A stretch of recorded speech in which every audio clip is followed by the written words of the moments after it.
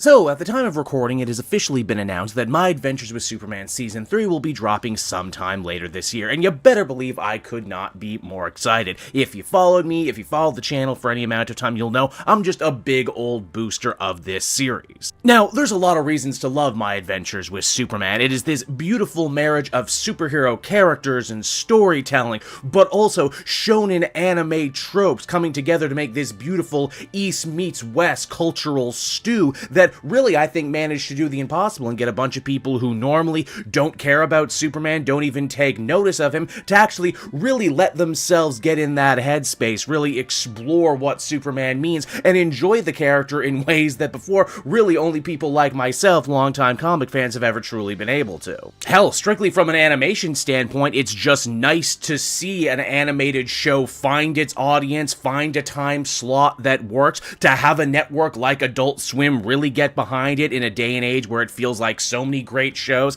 get the axe after only 1 or 2 seasons before ever really truly coming to fruition. Maybe the ultimate symbol, too, of My Adventures with Superman's success is the fact that there is a demand for more. The universe will officially be growing. They announced the first spin-off in My Adventures with Green Lantern, and part of me thinks it's only a matter of time before more spin-offs end up joining. And because this is the DC universe we're dealing with here, and whenever anything ends up getting bigger or gets a particular spotlight, there is always a very vocal group of fans who are always quick to go, yeah, Superman, that's good. Yeah, Green Lantern, whatever. When are we gonna get to Batman? When are we gonna get to see Batman in this universe? And you know what? There may have been a time in my life where this Bat-centric sentiment might have actually bothered me, but after I saw a particularly great piece of fan art by Corin Kaiser Stone over on Reddit, the wheels in my head really started going. I started wondering to myself, man, what would a Batman show look like in this Adventureverse? FYI, they don't officially call it the Adventureverse. I'm the one calling it the Adventureverse. And because people tell me all the time how much they really loved the pitch sessions that me and Sal would do over on the Elseworlds Exchange podcast, I thought to myself, hey, this would probably be a good thought experiment for this week's video. Of course, to properly break it down like a fraction, we first need to figure out what exactly is it? What are the key components that made My Adventures with Superman so good, and how can we properly plug Batman into this format? Number 1, it's gotta be an origin story, but not a cut-and-dry origin story. My Adventures with Superman really thrived a lot by remixing and remastering things that we all already knew about Superman from the broader pop culture, be it the movies, be it the comic books, the video games, the other TV shows, etc. Perhaps one of the more interesting things that My Adventures with Superman does is actually have a young Clark become so terrified of his powers so early on in life, he doesn't even really properly use them or explore them until he actually makes it to Metropolis as a young adult. This is just one of many small changes that actually ends up making for a much fresher, much newer feeling show. Another major change that made a lot of headlines too is that in this universe, much like in the new James Gunn movie, the Kryptonians as we know them were a lot more warlike and a lot less altruistic. In fact, it's in this universe, Krypton's ultimate end came at the hands of Brainiac when they actively tried to change their ways and move away from their warlike roots. The show also felt like it didn't need to just use Superman villains. Oh, sure, you get the Parasite in there, eventually you get Lex Luthor, but he's also fighting Deathstroke, he's also fighting Cadmus, and a grab bag of other DC villains from across the comic universe, and I don't see why this Batman show can't be the same. Number 2, and this is actually a huge one, the show is an ensemble piece, wherein Lois Lane and Jimmy Olsen are given just as much spotlight and just as much love as Clark himself. There's a very good reason why the series is called My Adventures with Superman and not The Adventures with Superman. It's because everyone is taking part in the Superman myth-making. Everyone is figuring out where the Man of Steel actually fits in this world, where he's going, what he's doing, and that even extends to Clark himself. Number 3, and this one should really go without saying, anime it up. My Adventures with Superman does such a great job making so many allusions to so many great animes. Heck, just the ones I got, I'm sure there was even way more that went over my head. But what I did notice, I absolutely loved. We got magical girl-style transformations for Superman. We've got character models and designs that look like they could have sprung from the mind of Dragon Ball era Akira Toriyama. And that's even before we get into the interpersonal drama between the characters and the will they won't they romance of Lois and Clark. So now that we've unpacked the concepts, now that we've read the playbook, how do we apply all of this to Batman? Well, first and foremost, I think we actually need to change the name. My Adventures with Batman, it's alright, but it doesn't quite roll off the tongue like I would like. So instead, I'm going to actually take a page out of the fan art's work. Corin Kaiser went with My Crusades with Batman. That's pretty good, but I think I can do a little bit better. The pitch for my show, I want it to be called My Nights with Batman. Think about it. Batman fights crime by night. He is a Dark Knight. It has a delicious double meaning. Who doesn't love that?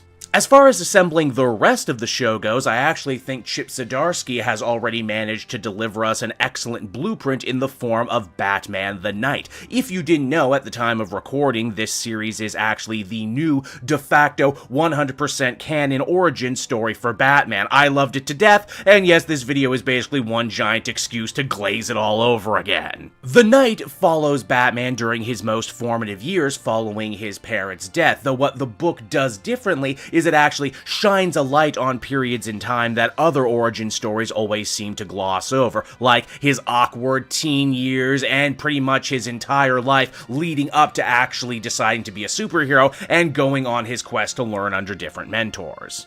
So that's the setup right there, though I get the distinct feeling that maybe general audiences wouldn't gel with, let's say, 8 episodes of Batman before Batman, so instead, what we're gonna do is steal a play from Orange is the New Black / Lost / any number of prestige television shows. We're gonna split the runtime between a wraparound story following Batman in the present and a B-plot, which will always be a flashback to Batman's time in a different country, learning a new skill, and having a completely different, but thematically connected adventure. If I may be so bold as to set the scene, I imagine episode 1 would feature Batman going out for the first time ever in a full prototype suit, say to break up a mob meeting a la the famous dinner scene in Batman Year 1. Maybe something goes wrong, maybe he gets hurt or shot. Wait, can we have gun violence on this show? I guess My Adventures with Superman had blood and actual human death, so I guess we can get away with it. Either way, not important. Batman gets hurt, slinks back to the manor, sits down in his father's study, and starts to think about what brought him to that moment, in doing so kicking off the show. Now, obviously, being a show about Batman traveling the world and getting into adventures and training, we would want to work in as many of his famous colorful mentors as humanly possible from the comics, whether they were in the Night or not. Henry Ducard would have to be there, Zatara Zatanna would have to get a whole episode about trying to teach Batman magic, a thing he actually failed in the Night, in case you were wondering. And we would also want to bring in some newer characters too, like the Grey Shadow, a French super thief who ended up not only teaching young Bruce how to break and enter, but also almost ended up being the woman he lost his virginity to. Seriously, The Night is a wild book. You gotta read it. It's a lot of fun. And why, yes, Bruce 100% does have a type.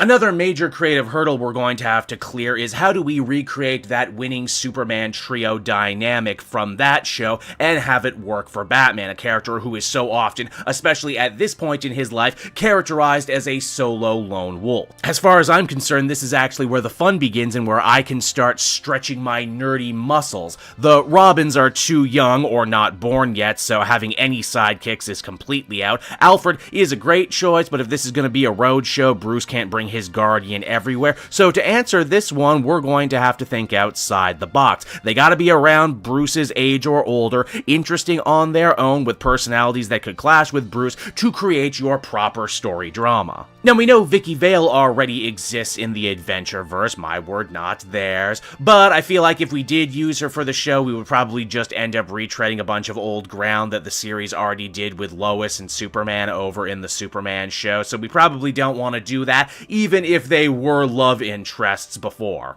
Hey, you know, then I thought of Kate Kane, Bruce's cousin, and the woman who would be Batwoman. Maybe she's a young, up-and-coming military cadet at this point in time. Maybe Bruce's uncle and Alfred want her to tag along with him as he travels the world to kind of protect him and keep him safe from danger. I feel like we never really get a lot of stories about Bruce and Kate when they were young, so there's a whole opportunity there to open up new stories that have never really been told before. Maybe there was a bit of a divide between the Kane and Wayne Wayne sides of the family. And hey, you know what? She's a queer character too, so there's a chance to actually do some really positive lesbian representation, something that the My Adventures with Superman show and the Adventureverse as a whole has never really been shy about. Then again, with Kate, you do fall into that oh-so-prequely problem that there would probably be a very loud, very vocal part of the fan base who keeps saying, when's she gonna be Batwoman? When is she gonna be Batwoman?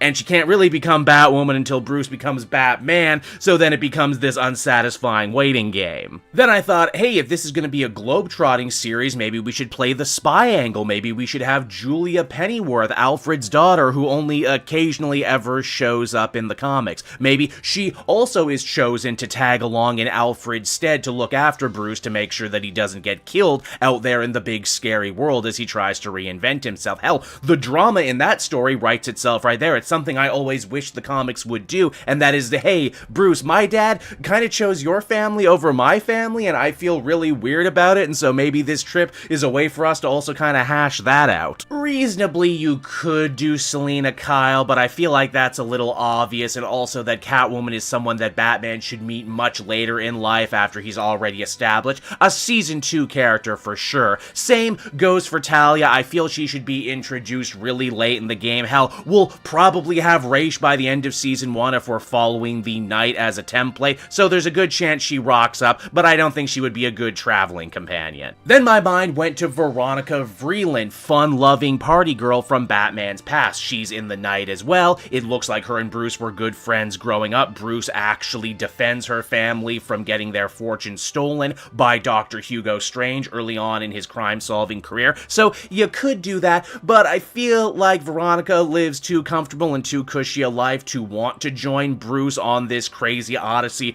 to better himself, even if she does kind of have a crush on him. And then it hit me like a bolt out of the blue who it should actually be. We can do the socialite angle. It's gotta be Silver St. Cloud. Silver St. Cloud is a bit of a deep cut as far as Batman love interests go. Morrison famously used her again during his run.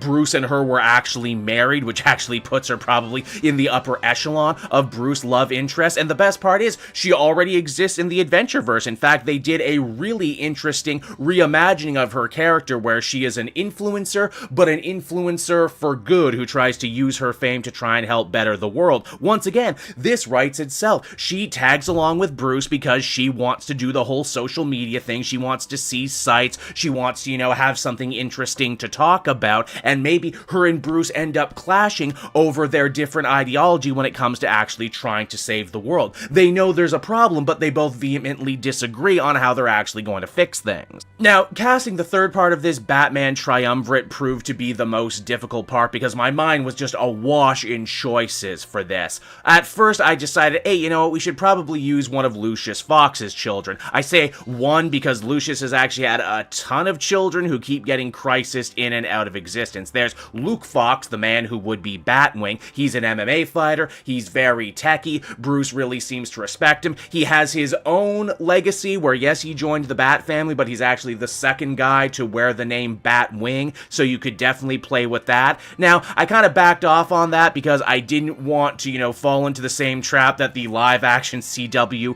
Batwoman show did, where it's like, do we want to bring Luke Fox around and have him be just the little brother, or have him be just the techie guy always looking up to Bruce? Surely we can do a little better, can't we? What about Luke's brother, Jace Fox? Yeah, he was actually Batman for a cup of coffee in the main DC universe, and he brings with him a lot of interesting baggage as a character. You see, he was always actually shown to be an activist, a protester, someone who actually cared about fixing the social ills of the world. Again, that would probably give him a good reason to follow Bruce around, maybe to be the guy to actually check him when his ego gets a little too big, to remind him why he's doing what he's doing, and that fighting crime isn't just as easy as fighting criminals in Halloween masks. It's about actually trying to address the root causes of crime. Again, something the book The Knight did excellently. In fact, maybe my favorite thing about The Knight as a series is how we see Batman not only grow his talents, but also grow and come into his own personal Batman morality. brutality. Mainly, he trains with all these amazing people who are the best in the world at what they do, and yet, despite learning under them, Bruce always seems to come away slightly disappointed knowing that these people are so good at one thing, and yet they don't use any of these talents, don't use any of these abilities to try and better the world, and I think that's a pretty good backbone to build a show around. I briefly toyed around with the idea of making Tommy Elliot the third friend. Obviously, him and Bruce have a lot of history from when they were children. Tommy will grow up to become the supervillain Hush after growing to resent Bruce. And I feel like if you did have him in the show, it would just be a ticking clock to when he eventually went bad, which again is a major problem that a lot of prequel stories cannot seem to solve to save their life. There's also the other problem, that is that Hush kinda sucks, and there's not much to Tommy Elliot. He has like one, maybe 1.5 good stories under his belt, and as we saw with Hush 2, a book that I think is still ongoing as I record this right now, you don't always need to pull a character out just because they have name recognition. Now, what if I told you, though, there was a way to actually incorporate the best of everything I've been saying up until right now? And again, Batman the Knight has the key. I think the third friend, the final part of our My Nights with Batman Trinity, should actually be Min Koa Kwan, aka the vigilante known as Ghostmaker. I know I might have lost some of you here, but follow my logic on this one. I think you will agree it's impeccable. Bruce meets Ghostmaker early on in his career when they're studying under Master Kirigi. Khan is kind of a Sherlockian type character, and that is, he is a high-functioning sociopath who has decided to go on a journey very similar to Bruce to learn under all of these amazing masters, not because he actually wants to change the world for good, not because he actually wants to save it out of the kindness of his heart. No, he wants to become a hero and a vigilante to prove how smart he is. He says he very easily could have become a supervillain, but that there's no fun in that it's not, a challenge for him, and he thrives on challenge. He's also a vigilante who has no problem killing, unlike Batman. So right there, you have easy built-in drama with these guys butting heads against each other when it comes to the best course of action. And I mean, you want to talk anime appeal? Just look at this guy. He's a white ninja. He's got swords all over himself. He's a dark mirror to Batman. He is basically his best friend and eternal rival. He's Sasuke. He's Griffith. He's Vegeta. He's whatever you want him to be. Not sold yet? What if I also told you that he is an openly bisexual vigilante who has more than a little crush on Bruce? Which, oh man, forget love triangles. We could do love squares, love quadrangles. Khan has a crush on Bruce. Silver has a crush on Bruce. Maybe Silver also has a little bit of a crush on Khan, and vice versa. This writes itself. With that out of the way, we can start solving the problem of Bruce's costume. Again, My Adventures with Superman takes some liberty with the design. In fact, Clark has a couple costumes in that show, so I don't see why Batman shouldn't also follow suit. In my head, I like the idea of Bruce adding to his costume following every adventure. Like, maybe he starts out with a black bodysuit when he's just learning to break and enter. Maybe he eventually adds the utility belt on another adventure, gets the batarangs by hanging out with an Irish throwing knife champion, and then maybe by the end of the show, when he's hanging out with the League of Assassins, he finally starts to incorporate the cape and cowl and these spiked little bracers on his arm like from Batman Begins. The mask I had a lot of fun with too. Again, if you're a fan of Batman Brave and the Bold and really, really old Golden Age Batman comics, you will know that Thomas Wayne actually kind of had his own proto-Batman suit that he wore to galas themed after flying animals, so maybe Bruce is digging around in his dad's old stuff. Maybe he has to go to a fancy masquerade party to gain some information on the mob, and he decides to don the same costume. Ooh, Alfred should gift it to him, and it should be like this big, touching moment between Bruce and Alfred, and he keeps the mask with him when he goes on the road to hide his identity, and then just keeps building on top of that. It's a nice little visual metaphor about how Bruce's father is still with him even as he goes on this journey. Of course, a hero is only as good as his villains, and casting villains for this show is definitely a fun problem to solve. If Batman is going to be globetrotting in the show, then I think we should have some international villains. We can, of course, use Morrison's own club of villains as a nice little pool to pull from. You got some very fun characters in there, to be sure. There's the Italian mob boss, Charlie Caligula, the Mexican death trap engineer, El Sombrero, Australian mad bomber, the Swagman, the French serial killer known as the Foundling. Again, he's directly from the pages of the Knight itself. And you could even throw in some more fun spies and dictators from across DC history. You just know he's going to eventually have to have an adventure in Japan where he can maybe fight like the Iron Monkey Gang or something like that. I think that would go over gangbusters with the audience.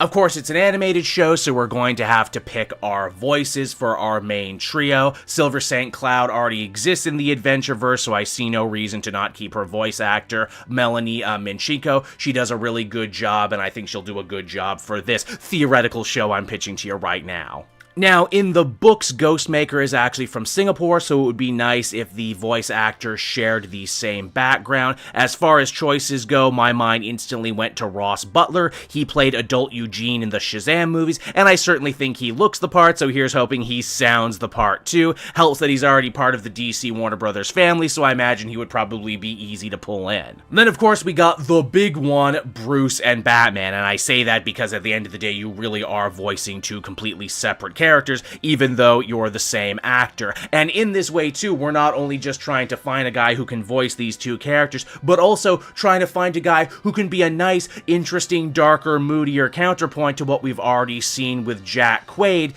with how he does Superman's voice over in the Superman show. And I thought to myself, you know what? Let's do something crazy. Let's just grab another actor from the Hunger Games while we're at it. Alexander Ludwig, sure, why not? This guy's done movies, he's done a lot of TV, he was the shitty brother in that wrestling show Heels, if you remember. He's actually slated to be in White Lotus Season 4 coming very soon, so I think he's definitely going to be blowing up career-wise very soon, so why not, nail him down to do this Batman role. He also is a singer, and apparently he is actually pretty big into stoicism, so it would be interesting to see what a guy like that actually brings to the role of Batman. And so there you have it, everyone. My Nights with Batman, a brand new animated spin-off coming never, because I just made it up right now. That's what pitch sessions are. I come up with ideas and you tell me in the comments section if you liked them or not. I hope you did. And hey, if you work for DC or Warner Brothers and you've seen this and you also liked the idea and where my mind was in developing this show,